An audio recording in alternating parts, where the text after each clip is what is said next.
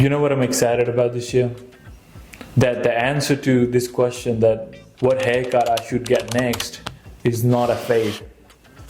So finally, we're not just talking about, oh, you should get a mid fade, or this year maybe a low fade or a high fade. It's like, I'm about to fade. It's been 10 years. We're doing these fades and tapers and fades, just changing where they sit. I mean, that's not enough creativity for people. Finally, we are doing some haircuts now that are not going to involve fades. In fact, most of them don't even need tapers. You can do tapers with them, but you don't have to even incorporate tapers with them. Don't get me wrong, most people are gonna still continue to do fades. You're gonna still see them around, but a lot of people who are interested in change and want to do a bit more high fashion hair, you don't have to do fades anymore. The number one haircut on the list is obviously mullet.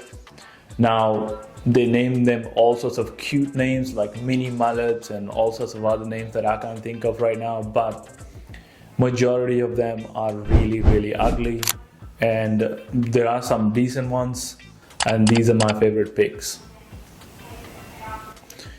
Number two on the list is my favorite curtains. You're gonna see so much more of them. You're gonna see connected ones, disconnected, long, short, with the taper, without the taper, with the mullet, without the mullet.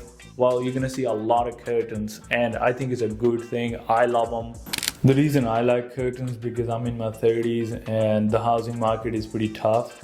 At least I get some warm and nostalgic feelings from it.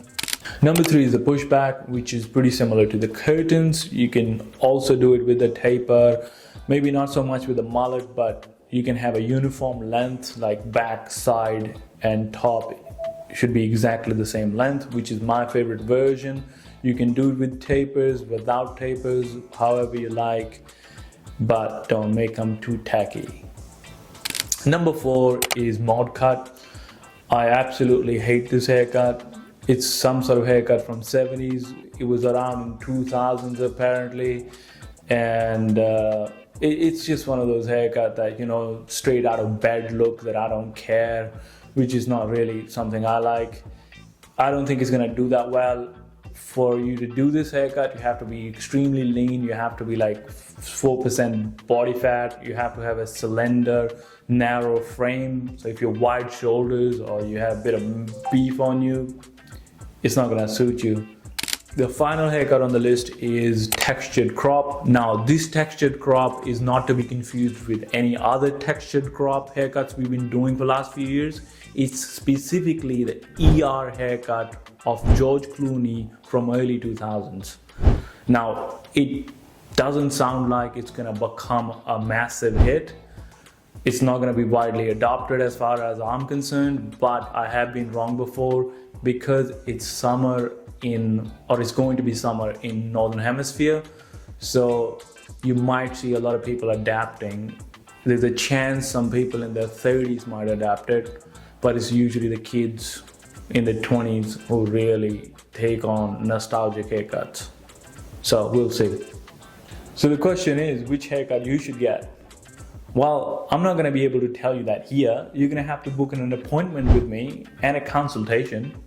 By the way, you should be buying my beard products. They're award-winning products. Last year, we were the product of the year by industry awards. That's a big deal. You should try them out. Actually, you should pick them up. In case of buying them online, you should pick them up when you are here for your appointment and your consultation. That sounds like a plan to me.